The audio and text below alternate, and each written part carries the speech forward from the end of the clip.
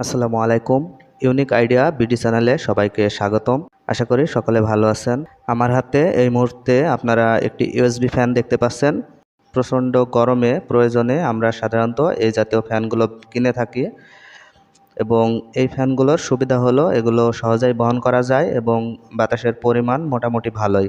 তবে এই ফ্যানগুলো বেশি দিন টেকসই হয় না। এর একটি কমন সমস্যা আছে যেটি প্রায় ফ্যানেই হয়ে থাকে, সেটি হলো ফ্যান অন করলে সিগন্যাল লাইট জ্বলে কিন্তু ফ্যান চলে না। বন্ধুরা, আমি ফ্যান চালু করেছি, দেখুন সিগন্যাল লাইট জ্বলছে কিন্তু ফ্যান চলছে না। তো এ ধরনের সমস্যা কিন্তু খুবই বেশি দেখা যায় নতুন ফ্যানের ক্ষেত্রেও।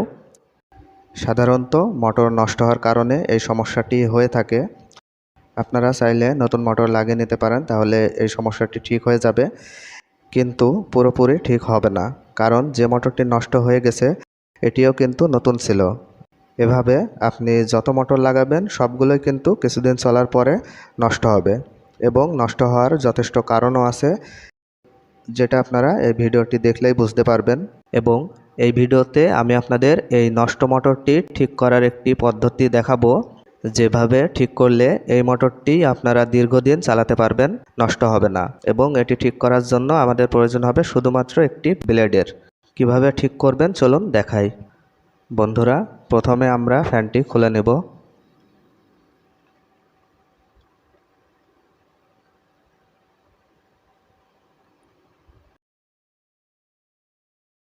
বন্ধুরা, আমার ফ্যানটি খোলা হয়ে গেল এবং আপনারা দেখুন এখানে সবগুলো তারই লাগানো আছে, কোনো তারই ছিঁড়া নাই।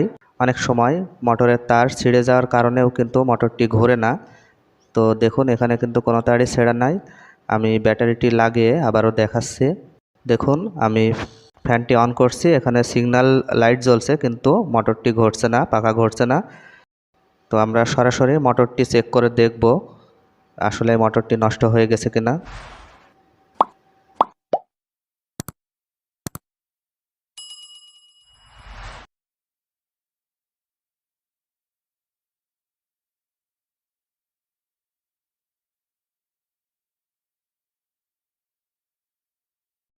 বন্ধুরা, আমি একটি চার্জার দিয়ে মোটরটি চেক করে দেখছি মোটরটি ঘোরে কিনা।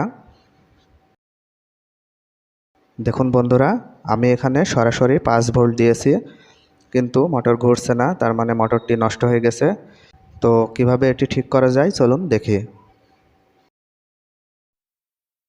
বডি থেকে মোটর এবং পাখা দুটোই আমাদের আলাদা করে নিতে হবে। তো এই জন্য আমি মোটরটি আগে খুলে নেব।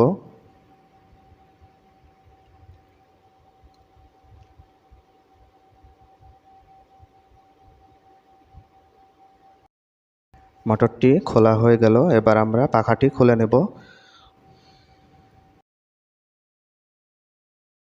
সাধারণত এভাবে চাপ দিলেই পাখাটি খুলে যায়, কিন্তু এই পাখাটি খুবই শক্তভাবে লাগানো আছে যার কারণে খুলতে চাচ্ছে না। তো এভাবে খুলতে হবে। তো পাখা খোলা হয়ে গেল, এই হলো আমাদের মোটর। এখন এই মোটরটি আমাদের খুলে ফেলতে হবে। এটি খোলার জন্য আপনারা মোটরের পিছনে কয়েক জায়গায় চাপ দেওয়া দেখতে পারেন, দেখুন। তো এগুলো যদি আপনারা সোজা করে দেন তাহলে অনায়াসেই মোটরটি খুলে যাবে, অথবা আপনারা মাথার দিক থেকে যদি কোনো কিছু দিয়ে মারেন বা চাড় দেন তাহলেও কিন্তু খুলে যাবে। তো যেভাবে আপনাদের সহজ হয় সেভাবে আপনারা খুলে নেবেন, কোনো সমস্যা নেই। দেখুন আমি কিভাবে খুলছি। বন্ধুরা, এই হলো মোটরের ভেতরের অংশ। এটি কয়েল, এটি ঘুরতে থাকে এবং এটি নষ্ট হওয়ার কিছু নেই, এটি সাধারণত নষ্ট হয় না।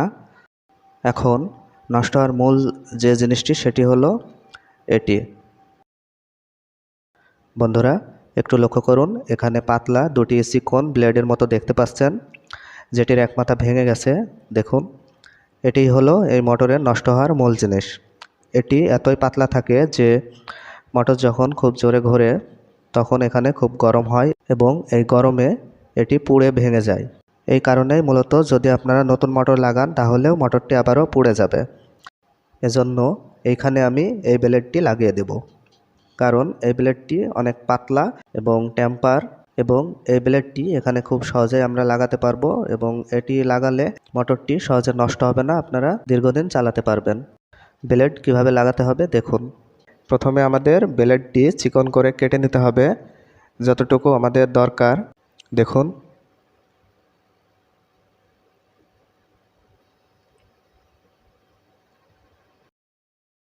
এইবার প্লেটের সাথে যে ব্লেডগুলো আছে দেখুন, নষ্ট ভাঙা ব্লেডগুলো, এই ব্লেডগুলো আপনারা ভেঙে দিবেন অথবা কেটে দিবেন কোনো কিছু দিয়ে।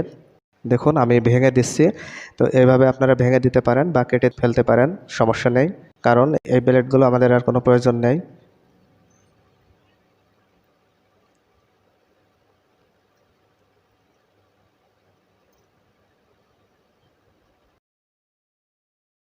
এইবার আমরা যে ব্লেডটিকে কেটে রাখলাম চিকন করে, এটি প্রয়োজন মতো আমরা কেটে নেব। দেখুন এভাবে আপনারা মাপ দিয়ে কেটে ছোট ছোট 2 টুকরো করে নেবেন। দেখুন এখানে লাগানোর জন্য আমাদের ছোট ছোট 2 টুকরো করে নিতে হবে। দেখুন আমি কেটে নিলাম। এখন কি করবেন, এখানে যে তামার পাত আছে দেখুন, এই তামার পাশে ব্লেডটি চাপ দিয়ে লাগিয়ে দিবেন। ব্লেডটি এর পাশে নিয়ে হালকা করে চাপ দিলে এটি লেগে যাবে।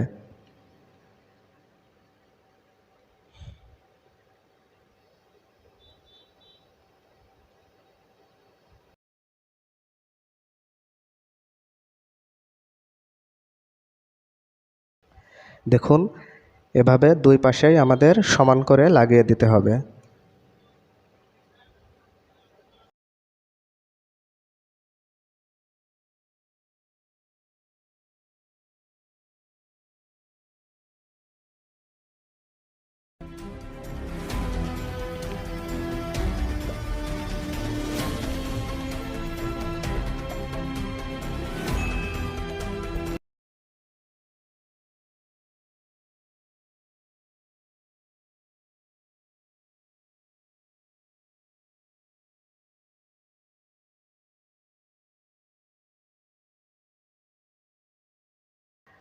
বন্ধুরা আমার ব্লেড লাগানো হয়ে গেল।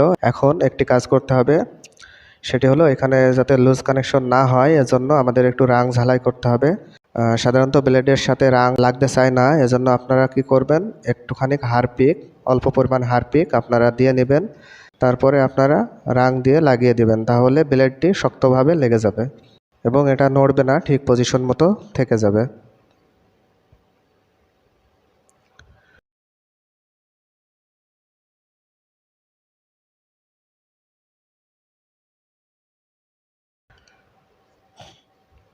দেখুন বন্ধুরা এখন কিন্তু ব্লেডটি আর নড়বে না, ঠিক পজিশন মতো থেকে যাবে এবং কোনো লুজ কানেকশনও হবে না। আমাদের কাজ হয়ে গেছে। এখন আমি মোটরটি লাগিয়ে চেক করব। মোটরটি সেটিং করার জন্য কয়েলটি আপনারা প্রথমে এটার সাথে লাগাবেন, এখানে ব্লেডের ভিতরে এটা আপনারা দিয়ে নেবেন। দেখুন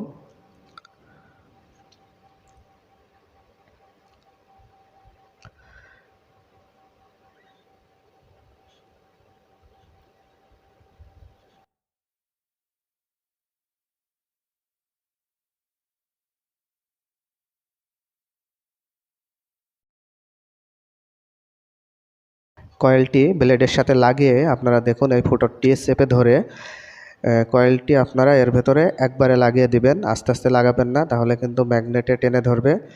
আর ফুটোটি অবশ্যই আপনারা চাপ দিয়ে রাখবেন যাতে কয়েলটি ব্লেডের ভিতর থেকে বের হয়ে চলে না যায়। দেখুন আমি কিভাবে লাগাচ্ছি, এইভাবে আপনারা এক চাপে লাগিয়ে দিবেন, তাহলে সহজেই লেগে যাবে। বন্ধুরা আমার মোটর লাগানো হয়ে গেল। এবার আমি লকগুলো লাগিয়ে দেব, প্লেটটি ভালোভাবে চেপে লাগিয়ে দেব। এভাবে আপনারা একটু লক করে দিতে পারেন যাতে প্লেটটি বের হয়ে না যায়। তো চলুন এবার আমরা মোটরটি চেক করে দেখি মোটরটি ঘোরে কিনা।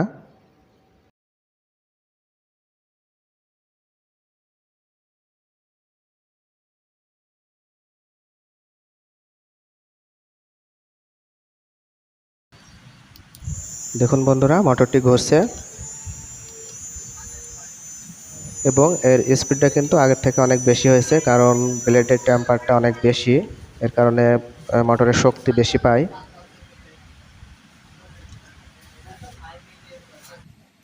মোটরটি আগের থেকে অনেক জোরে ঘুরছে এবং বাতাস বেশি হচ্ছে, এবং এটি কিন্তু সহজে নষ্ট হবে না। দীর্ঘদিন আপনারা এভাবে ব্যবহার করতে পারবেন, কারণ এই ব্লেড পাতলা হলেও অনেক টেম্পার সহজে নষ্ট হয় না।